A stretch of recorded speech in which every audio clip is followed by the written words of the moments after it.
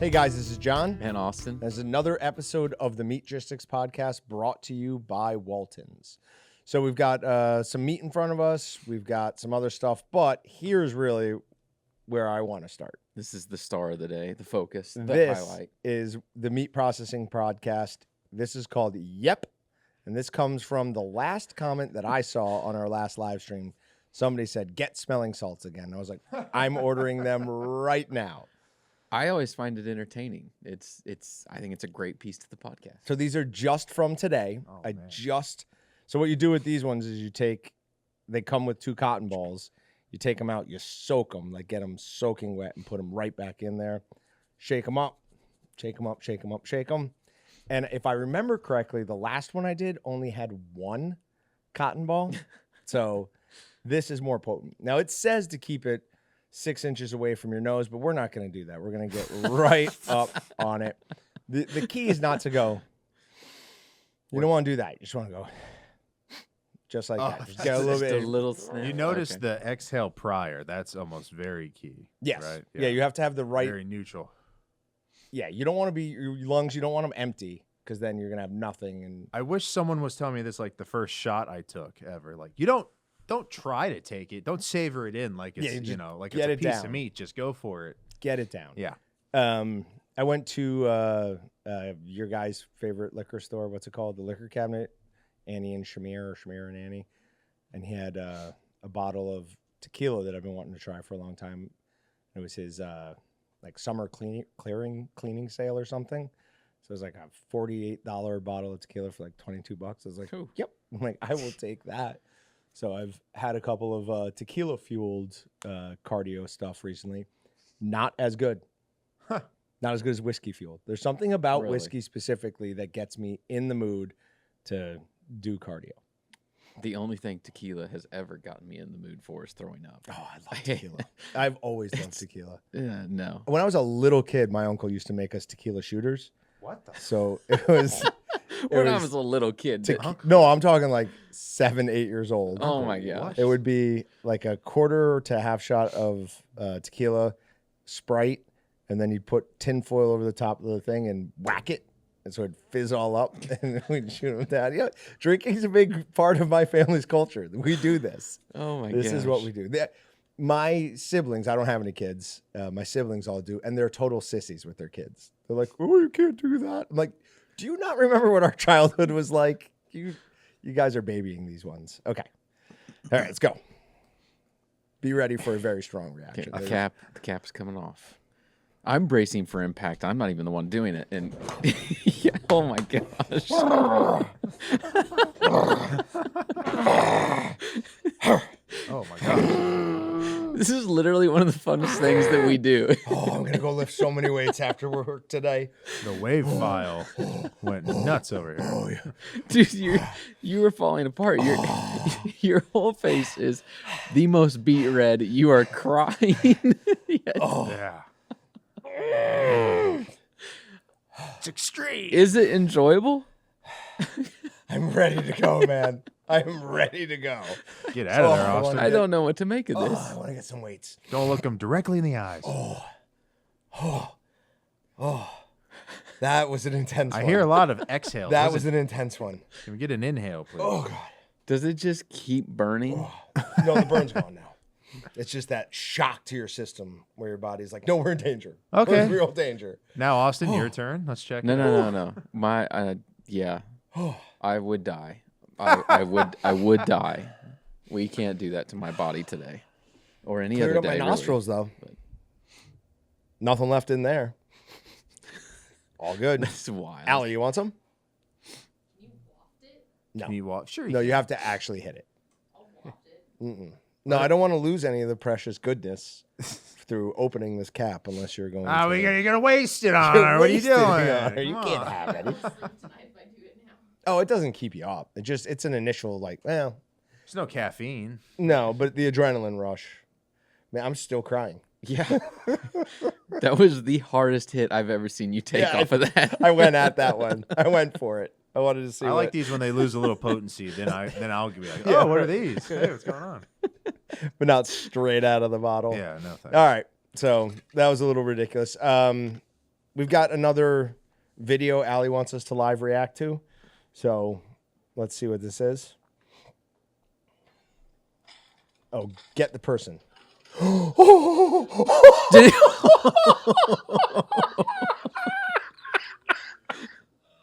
Oh my God, you gotta be kidding me. Go back. I want to see it again. Yes, I love this animal.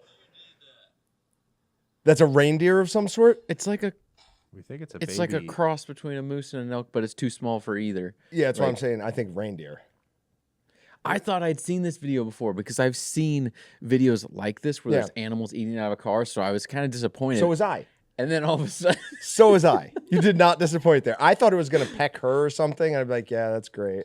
And then just takes it out. Freddie, okay. And then it sits there like, feed me? Yeah, Feed me? I get it. So for anyone who's not watching anything where they can see this, it is an ostrich eating out of a cup in a car. And all of a sudden you see what initially I was like, yeah, those are deer antlers. And then the deer, whatever it is, rams the ostrich. And you can tell the whole body went and then it just pulled the head with it and it just flings out. And then the we're going to call it a reindeer, just stares at the people in the car like, I want food. Doesn't do anything, but oh, that's great. All right. I'm saying that is a reindeer. It's definitely not an elk. I have no idea. It's some sort of elk-like creature, but too small to be an elk. Certainly too small to be like a big bull elk.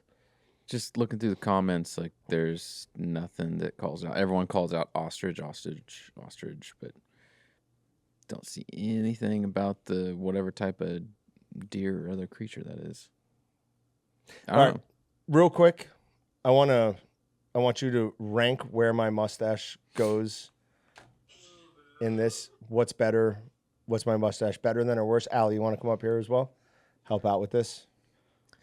Just go yes, up or down.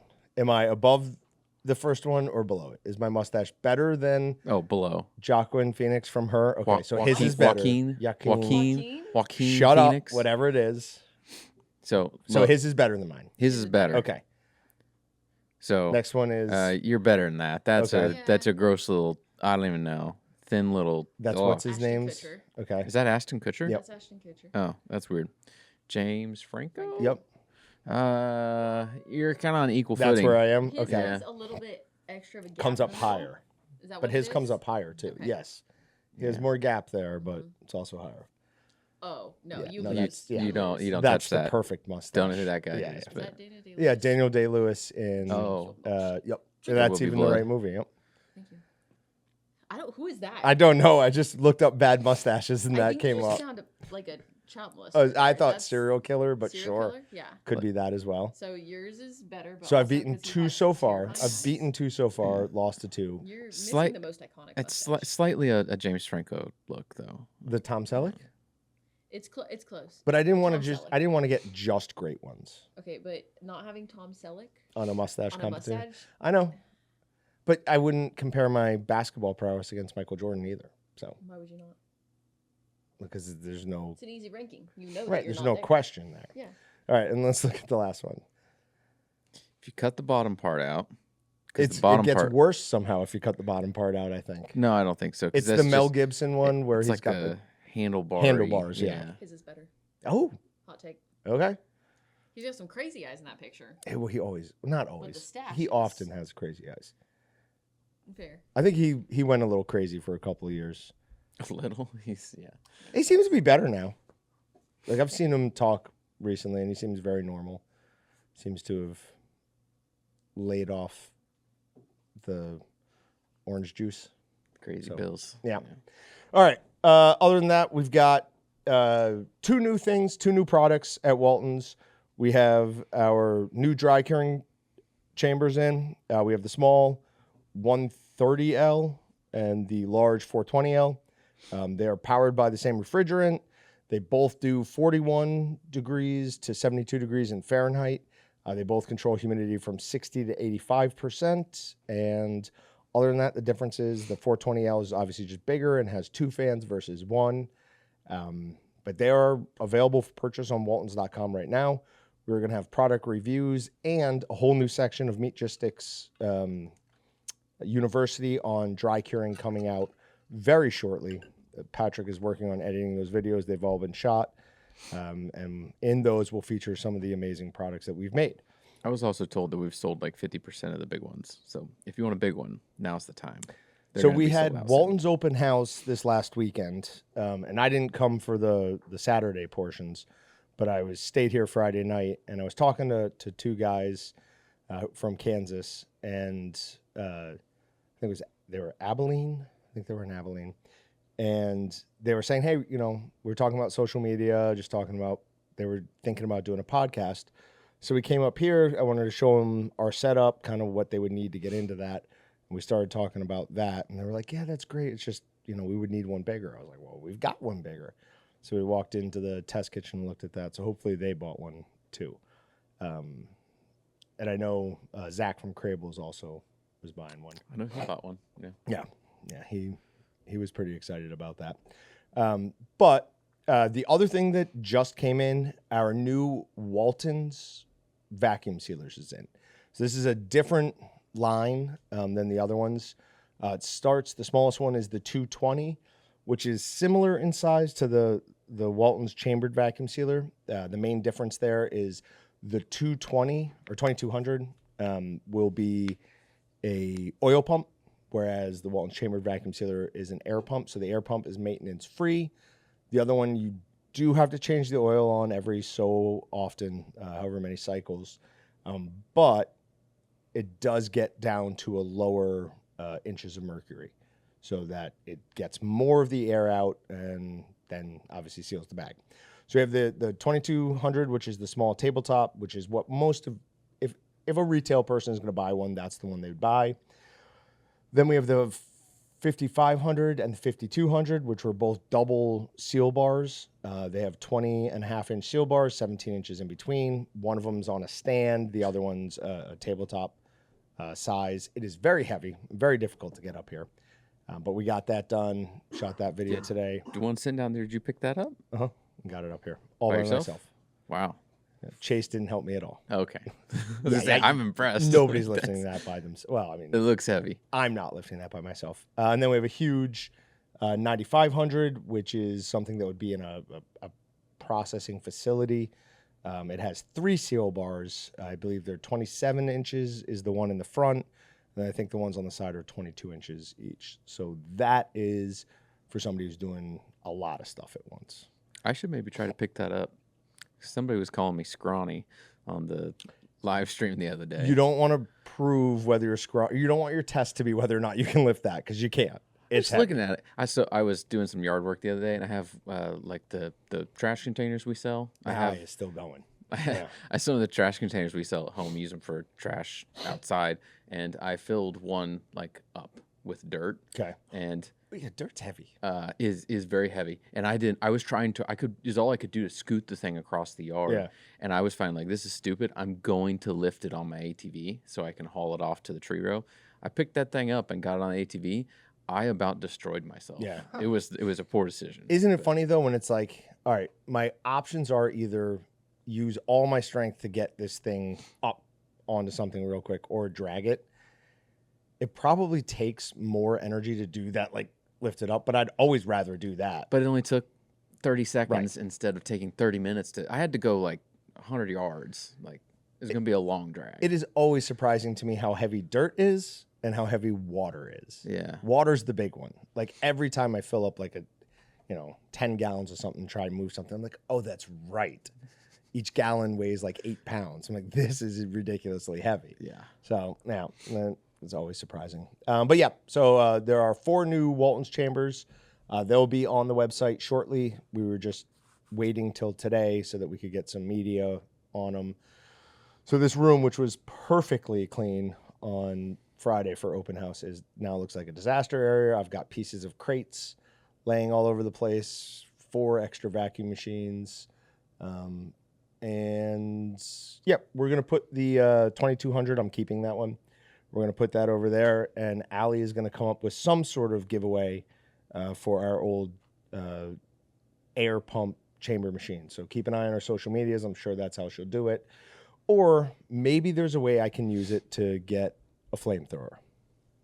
Because she says if I can get a post where I say you do one of those, my boss says if I can get 1 million something views, I can get a flamethrower. And then I'm going to cook steaks with it. I'm going to do so much stuff with it. I have to sign off on this too. No, she said so. No. Well, she's going to have a heck of an argument with you then, because I want a flamethrower. She also said it gets to stay at my house other than when we need it. She said these. I have this in my memory. I don't have it in writing or anything like that. I'll have a talk with Allie. Not a bad weekend to be on a bye. Right? Dude, it was crazy. Chaos. Yeah. We were both on buys, thank goodness. And so was Flip's team, Oklahoma. So who lost? 1, 9, 10, and 11. Right? Because it was 1, 4, 9, 10, 11. That's right. 8 should have lost, and 8 moved up. Miami moved up after embarrassing themselves. Well, hold on. But they were up like 24-3 and then just kind of lost it. It wasn't like it became a game. It wasn't. I hate it all because Missouri was number 9. They dropped 12 spots, and Alabama lost to an unranked team and dropped 3 spots or 4 spots. It's like, come on, they both lost, and we just totally destroyed one or the other. It doesn't. It's so stupid. No, people were making excuses for Alabama. They're like, it was because they just got done playing Georgia and it was hard and tired and they prepped them that too much and didn't spend enough time on Vanderbilt. It's like, no, you screwed the pooch. Sure, like, they absolutely did. But I think Missouri's just not that good. I think Alabama is still that good. Why were they ranked that high? Yeah, no, it's stupid. Some of it just comes down to I hate the AP voters. I hate the AP voters. It literally makes no sense. Yeah. I, on Saturday morning, installed my new 75-inch TV purely so that I can watch Jaden Daniels on larger screens. Because I don't know what he has to do, but if he wins the MVP this year, or God forbid we win a Super Bowl, the Jaden Daniels tattoo is getting bigger and bigger by the week. Like whatever, I don't know where it's going, like his face on my face. Face tattoo? Like his face, maybe I could do it where... like a tattoo that makes my face look like his face. Yeah. Mm-hmm. Yeah, I've seen it. Like, have you seen that? Is that done? I've seen Super Mario. Like, it goes into the hand, right? So then it can be like your face goes into his face. Right? We can figure something out. Somebody's got to be able to do. No, his face is on the back of your head, right? Yeah, like he's got my back. Yeah, like he's got my back. There you go. That's how it is. He's watching my 6. Oh my gosh! But it's so much fun to watch Commanders games again. Like, just out of nowhere. Did not see this coming at all, especially after week 1. I was like, okay, he's a rookie. It's going to be a rookie quarterback season. It's not going to be fun. Man, was I wrong. You see a fly off of his hand. You go, whoa, that's not 6 yards in either direction. That is right where it needs to be. He threw 2 deep balls. One was a 63-yarder to McLaurin. The other one was a 45-yard touchdown to De'Ami Brown that were, it looked like he just went, here, take that. Like he was right above them and just dropped it into their hands. It's so much. And then the scrambling, everything. It's just awesome. And our defense finally came to play. But who does K-State have this week? Colorado. So it'll be a good game at Colorado. I'm surprised with all the Colorado hype. Colorado, I don't know what they are this week. Last week they only had one vote in the AP poll. Okay. When everyone has been like, "Oh, Colorado, they're so good." Shiloh Sanders. Like Travis Henry, it's best athlete that has played college football in a while. Travis Hunter, whatever. Yeah. I got sure. the Shout out ex running back for the Titans though, killing it. Travis Henry, yeah. But we'll see. K-State should be fine. We don't have this. We don't have the same top end talent. We don't have a guy like that. Mm-hmm. But we have a better team. So as long as we show up to play, we'll be fine. But who are you guys playing?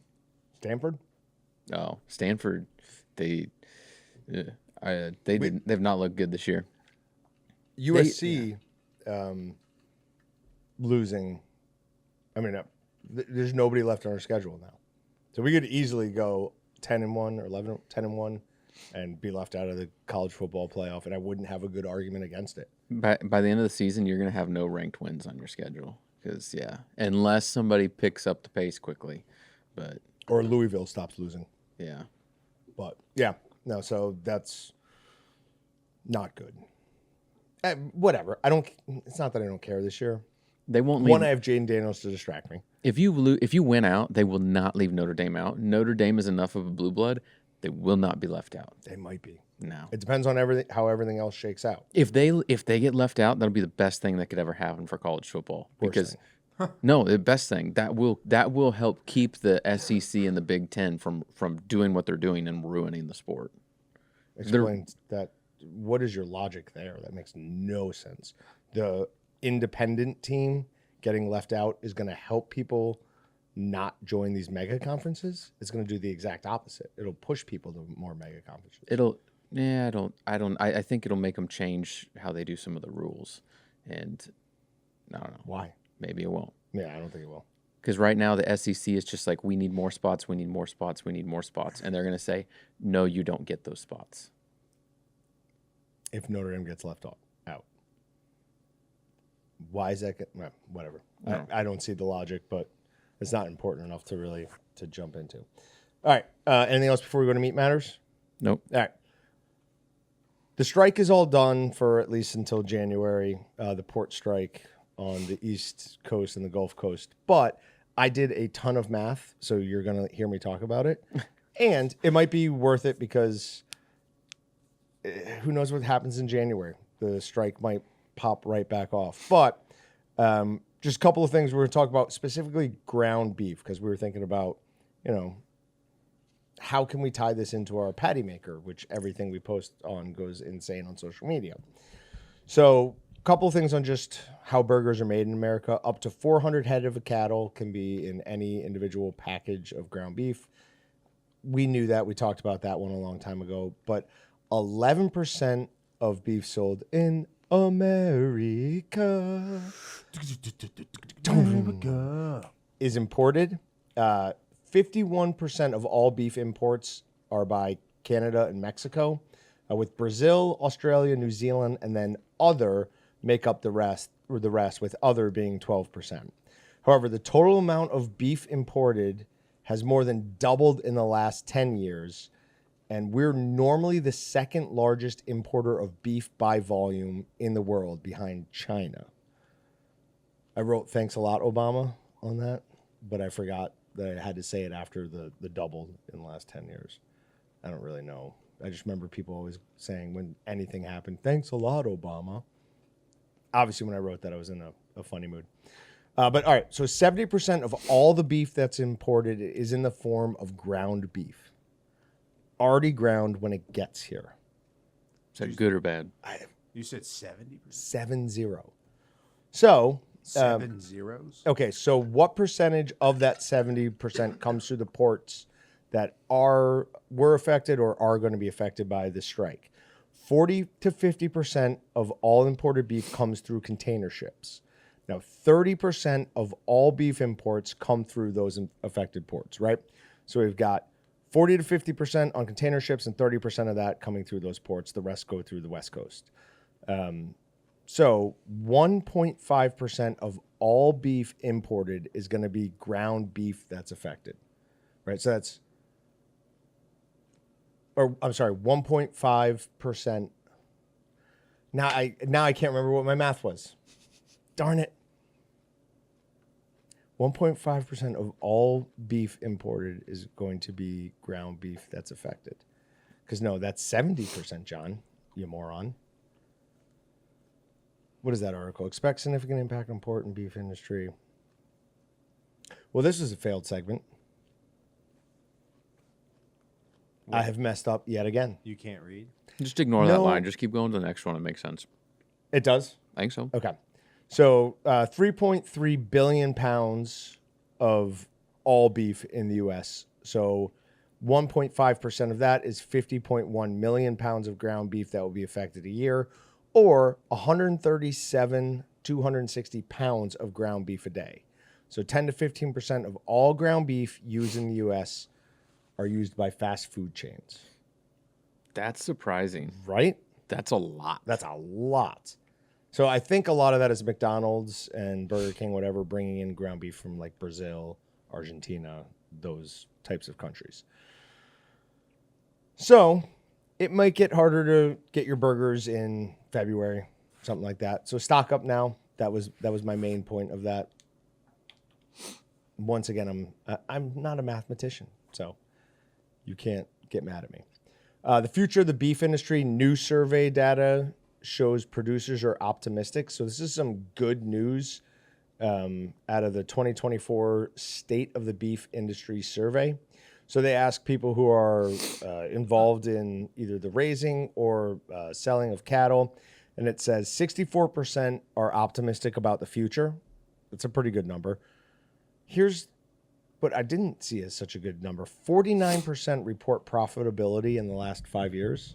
So that means 51% of all ranchers have not made any money in the last 5 years, or have not been profitable in the last 5 years. That's a bad sign. It doesn't make sense. That's a bad sign. Yeah. I wonder if it is just in regards to like the beef industry, right? Because if you're a rancher and you've got, I don't know, 30,000 acres, let's just say that. Like you have a big but not ridiculous sized ranch. I don't know, that's pretty large. It's large, but it's not like, it's not 100,000. 30 is less than 100. You probably have other things you're doing on your land to make money as well. I would imagine, at least, if you're smart. Yeah. 59% of those asked will add a member within the next 5 years. A member of what, you ask? That's what I asked as well. They're just going to add say a member? Yeah. It might be like an industry term that we just don't even... Family member.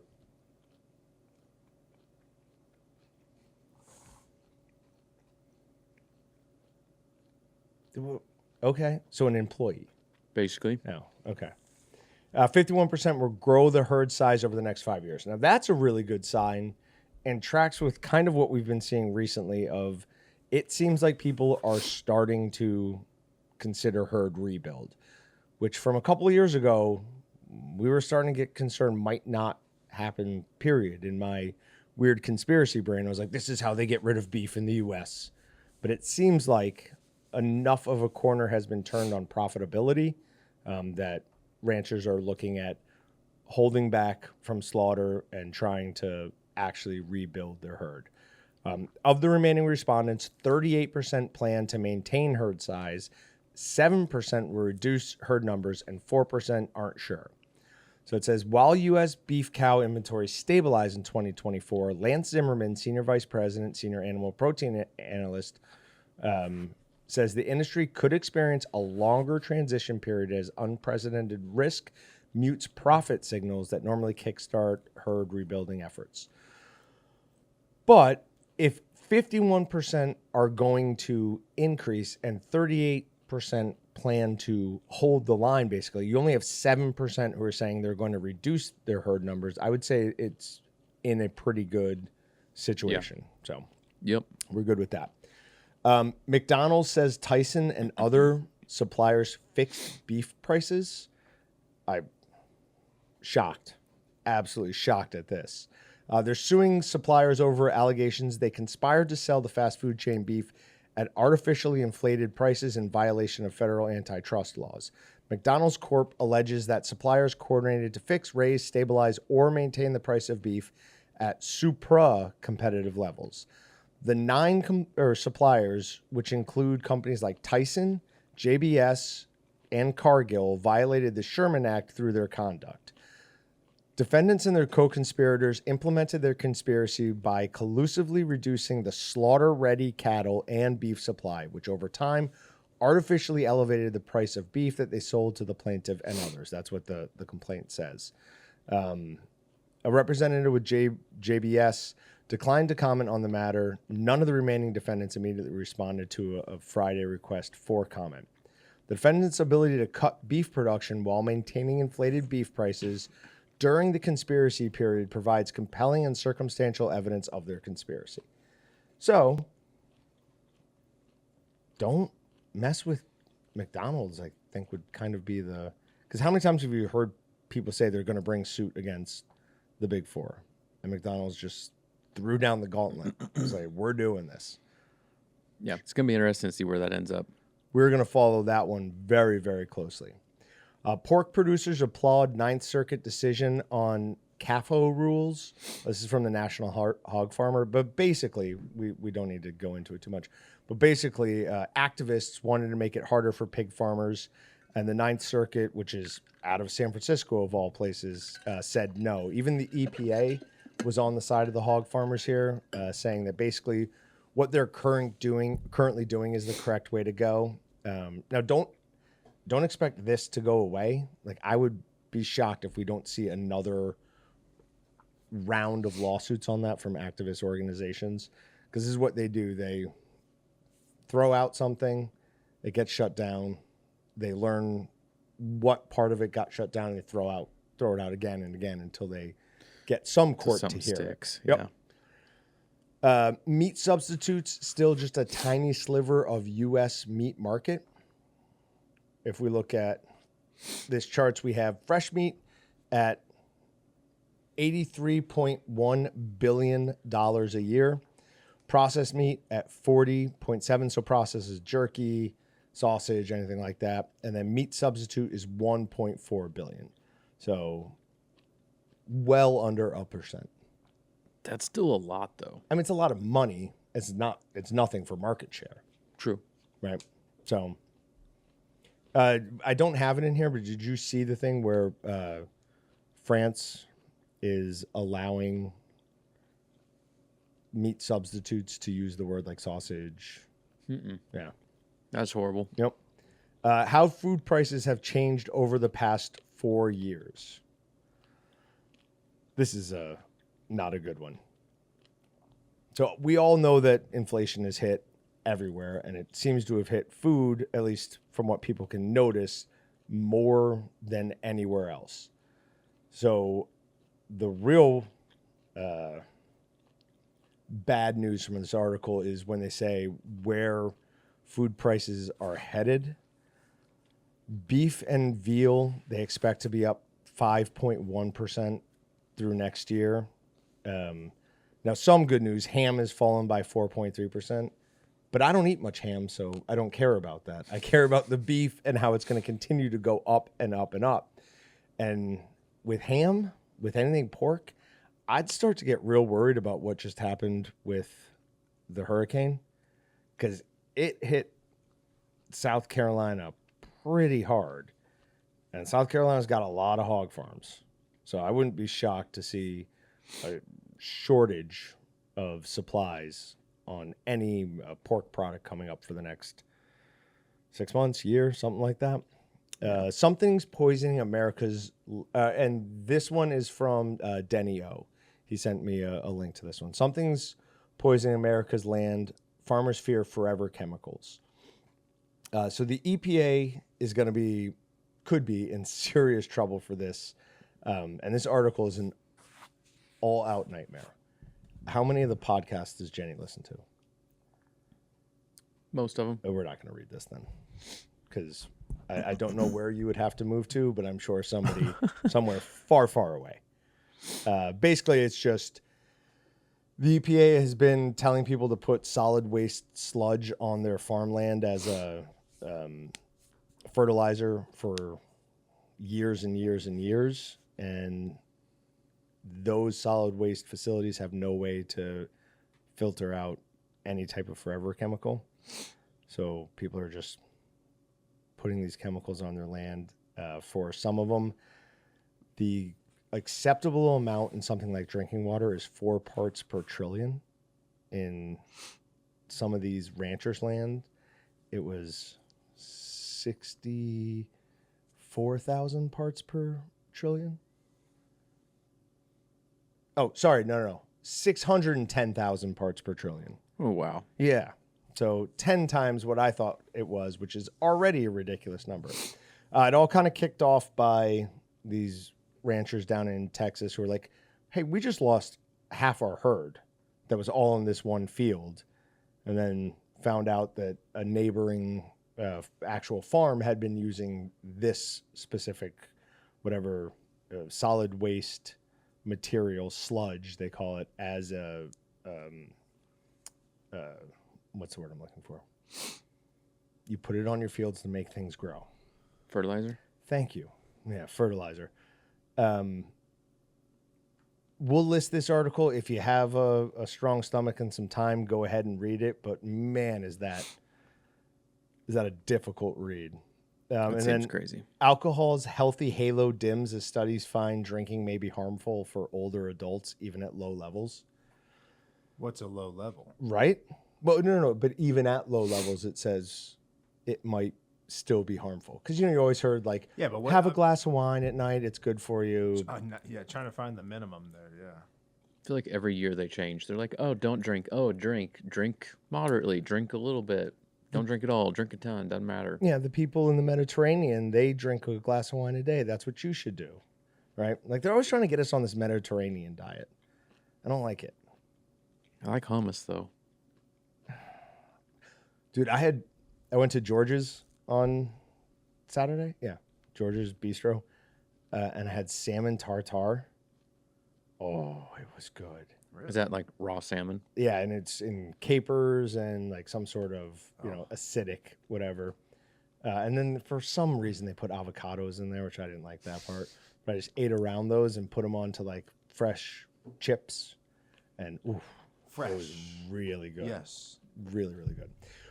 But younger adults are the group most likely to say drinking is bad for health, with 65% in that camp compared to 37% of adults aged 35 to 40 or 54 and 39% of adults 55 and older. So they're doing a good job teaching young kids that alcohol is not good for them. We always knew that, but we also didn't care. I think there's way more young kids today who don't drink at all. So just interesting. But only 8% of adults reported that they thought moderate drinking had a positive effect on health, an all-time low. That's good, because, yeah. But moderate drinking, like, what is moderate drinking? 2 drinks a week? Oh. I was going to say, that's low drinking. I think that's what they would consider moderate drinking. That's what they're trying to tell you. Yeah. Oh. Like, I remember, see? It's back. 2 drinks a week is like one day you're drinking, like... once, and then another day you drink another one. That's it. Listen, I figured moderate would have been like, at least one every day, like back to like glass of wine every day, and then maybe another 1 or 2. So 6 to 9 drinks a week. Rewind a year and a couple. Was that your phone? Did you hear it? I whistled. Oh, okay. It sounded like it came from over here. Don't blame me. Don't blame me. Rewind a year and a couple of months, and there was never beer at my house. Like I would consider myself less than 2 drinks, or would have considered myself less than 2 drinks a weeker. So when? A year ago? Like a year and a little bit? No, you don't know you. Yes, I do. You were doing some cardio back then for sure. What are you talking about? No, the drunk cardio is a last year thing. Oh, last year. Yeah, last year. Like in the last year. It's like what I meant. 15 months plus. 15 months plus, yeah, I would say I was a 2 drink a weeker. All right, moving on to wild card. Bigfoot spotted in chilling Oklahoma viral video. I showed this to your dad. Still making the rounds? That one is still making the rounds. If you watch that video, it looks initially like an orangutan. And I got really excited that there was a wild orangutan in Oklahoma and I was going to take a week off and go look for it. But unfortunately, they get a close-up and it is just very clearly a man in a Bigfoot suit. And then it came out a couple of days later that it was a stunt from some tobacco shop. That's what they want you to think. Right, so Patrick's gone the other way. This is the most real footage we've ever seen. And it's like right in his face. We could see it. It's a big brown, hairy thing. And then all of a sudden we're just like, no, it's too real. Like everyone has a reason for why it's not for the last 50 years, and now all of a sudden we have the best footage we've ever had, and then they give you a million reasons why it's not the other way. So it's just too I'm on good of Patrick's footage. side. Okay. Right. So you guys think the cover up happened Thank after? you. Thank you. Yeah. Okay. Oh, yeah. That's a complete PR move. Hey, I'm with you. I'm not Complete necessarily PR against move. that. Fentanyl hidden within carne asada beef seized at Fresno County. Why do they have to mess with my carne asada? Like beef wasn't already good enough. You need to add How- something else to make it more addictive. How are they hiding it within the beef? Cutting it open and putting bags of fentanyl Oh, in there. man. Oh, they're like, Yeah, they didn't like Hide- add it to the carne asada. I thought they're legitimately They had adding to, it they had to to sample it. Like it's a movie. sorry. The cartel's I'm an going idiot. Get our across- fentanyl laced carne asada. They're going across the board and they go, oh, see, try some of this. Carne asada." You like it? Oh, A Washington man has been arrested after a canine officer uncovered $500,000 worth of fentanyl hidden in carne asada beef packages in a tote cooler. Officers say a CHP vehicle pulled over a Ford Edge on northbound Interstate 5 near Nees Avenue in Fresno County. During the stop, the officers discovered that the driver was unlicensed and initiated a vehicle inbound. whoops. Hey, guy, do you want to run $500,000 worth of illegal drugs up there? You might want to check if he has a license, That's classic. right? It's horrible. Hate That's it why when that- criminals are criminals. Yeah, Hate because they're it when done. that happens. dude. Bad news bears. State takes legal action to end grizzlies' endangered species protection. So this is from Inside Climate News. So obviously the article has a very strong slant to it. But basically, there is now legislation in 2 states that is saying, hey, these populations now need to be managed. They've come back from whatever it was, the brink. And in my mind, there seems to be no doubt that there's an increase in human and bear negative interactions, right? Like there's more bear attacks than I ever remember. Now, part of that could be more people getting out into nature, but another part of it could just you have too many bears out there. Well, think about it. It's 1948. You know, some lady just goes on a walk in the forest and then gets killed by a bear. And then like a week goes by. Diane just upped and disappeared. They don't even, there's Bing, one we had no clue about. So these numbers of what we thought bear attacks 100%. are way wrong. I absolutely agree with that. However, it's in the last like 3 or 4 years where the internet's been a thing for a long time now.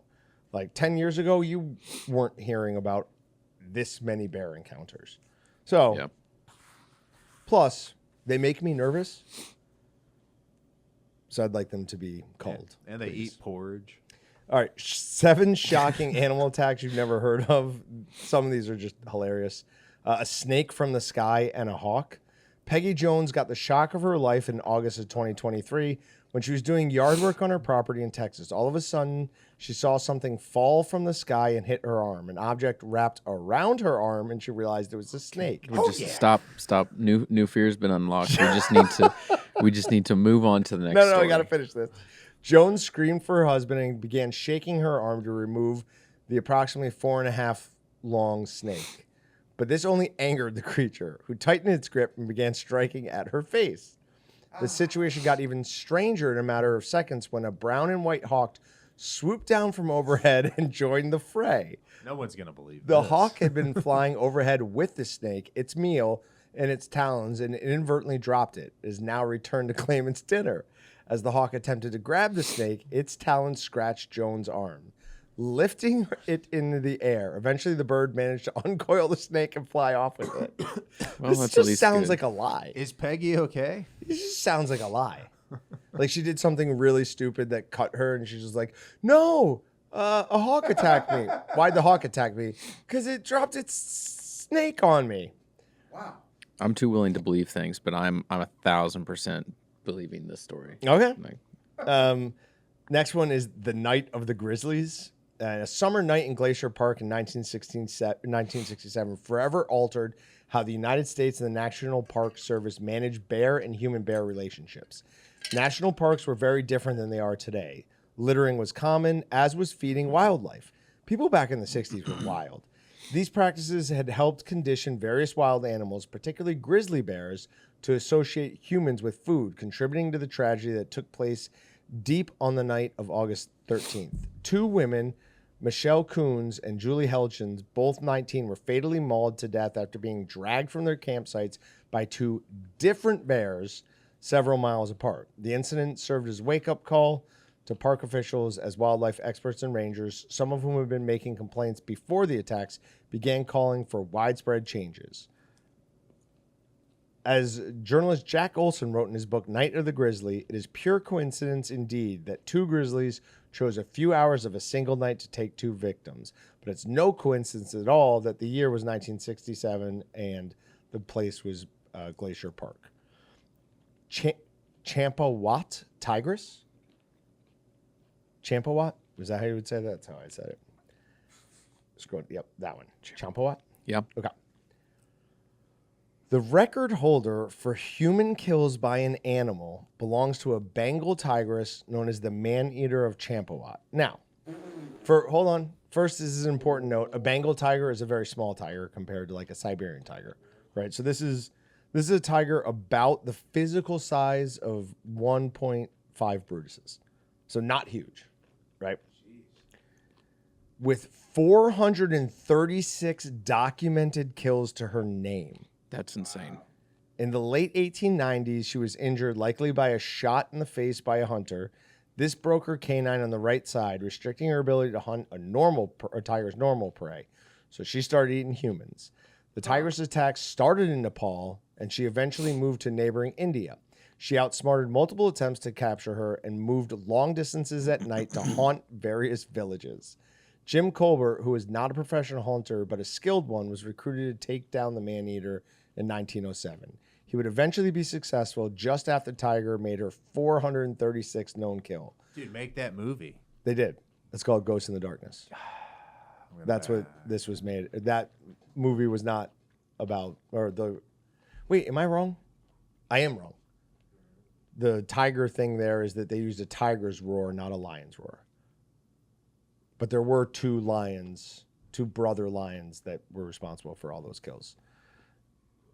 I think that was the last. Yeah, that was the last one of those that I cared to read. The rest were about crocodiles on planes, which is nonsense, and I'm coyotes. tired of all these crocodiles. They talk about that. Yep. I'm sick of these monkey 2 pounds of snake meat found in passengers' luggage at Dulles International Airport. I mean, it's 2 pounds. That's somebody coming from another country who's like calling a buddy. He's like, hey, I got some snake meat. Do you want it? I know you don't get it over there. So, Yeah, so that's not a big deal. I don't feel like that's a big That sounds deal. like something that happened to you. Here's a big deal. Last member of child-eating wolf pack beaten to death in India. So it's a wolf pack that eats children, and that was beaten to death? This wolf pack killed 9 people. 8 of them were children. So at first you're like, you're beating an animal to death. That's not a great look. Then you realize that they killed 9 people, and you're like, oh, no, okay. Yeah, go ahead and beat it to death. I'm fine with that, especially with 8 of them being children. Yeah. And they attacked more than 40 people. Sorry, I'm yawning. It's like I'm tired of that story. I don't want to hear this anymore. Move on. No, this has been a long Move on. Nigerian town celebrates after hunting down killer hippo. Look at the size of that thing. Dude, so you're telling me you can make a whole anthology series just based off of tribes grouping together to just try to kill Absolutely. I feel like there are bigger hippos out there. I feel like it's not a big hippo, though. Like, it's a big animal, but... What do you know about big hippos? Right? Have you ever been to the zoo? When was the last time you went to The hippos are always in the water, though. You can only see the top of them. You hardly see hippos. It's dead. Its paws or legs or whatever are underneath it. So it's not standing up. People know what a baby hippo Those looks are like. those are adult-sized humans, and that's the dead hippo there. Still big. Have you seen that footage of that hippo chasing that fan boat or whatever? Fan boat? Might have been a regular one. Yeah, where it's like it does this. That lady starts to scream. Uh-huh. Yeah, no, that is terrifying. Push her in. Shut up. Then there was a black bear that actually broke into somebody's home in Colorado. with its 3 cubs. With its 3 cubs. Oh, dang. So it was teaching its cubs, Yeah. hey, this is our house. That's a B&E right there. Yeah, they then killed the cub and the 3 cubs and the mama bears. That's All of kinda, them. That they couldn't save the cubs. They're like, nope, this is too late. They have to die too. See what I mean? They're just doing the opposite of what, what's her name did. So, where she tested out the bed, the porridge, and all that stuff like that. Little Red Riding Hood. Nope, No, it's not see? Little Riding Hood. It's- What's the? That's what I was Wait, gonna nobody say. say it. Nobody say it. It was. Oh my! Wait, It's not Little Riding Hood. She was the wolf. those The the bears. what's the? Oh, Oh, This I one's know, just like right. I don't know it. Blank and the 3 bears. Goldilocks. Goldilocks. holy crap! Darn it! Wow. All right. Last thing. This is some dry cured sausage I made a while ago that we. I Had, thought you just weren't going to talk about it, but I it's forgot. like Wait, throw- I've throw ate me a piece of 90% of it. I almost got there. Yeah. And when I say almost got there, it almost landed right in his mouth. He caught it. So this is the stuff we used the spice line casings on. We had some case hardening. So I just wanted to see what happened if we put it in our dehydrator for a couple hours on low heat. Pretty good. It's really good. Now we ate a lot of that. Yeah, it makes the edge like nice hard. You got to bite through it, and then you just kind of get like a chewy center, and I'm here for it. Yeah. It's delicious. So if you make dry cured sausage and you have some case hardening and it's too soft in the middle, feel perfectly free to put it in your dehydrator because this is delicious. We'll get back to you with an update on how our stomachs are doing in case something Oh, has gone wrong. sweet. But I think we'll be fine. I've eaten a lot of this before we even put it in there. Okay, I was gonna say I've ate a lot, so if there was anything bad in there, definitely getting very sick. I think it's fine. Yeah. All right. We will see you guys next week. Patrick, eventually I'm going to remember to come up with a way to warn you that we're getting ready to end the podcast. Oh, that's fine. This is much easier. I kind of knew we were winding down, but beforehand, sometimes you'll just. All right. I'll give you a signal. We're like, done. "Caw-caw." Yeah, please. Caw-caw. Yeah. All right. We'll see you guys. Thanks, guys.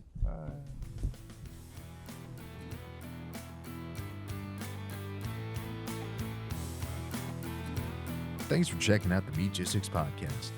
To shop everything but the meat, head on over to waltons.com. To get your meat processing questions answered by experts and enthusiasts alike, head on over to our online community at meatgistics.com. Waltons, everything but the meat.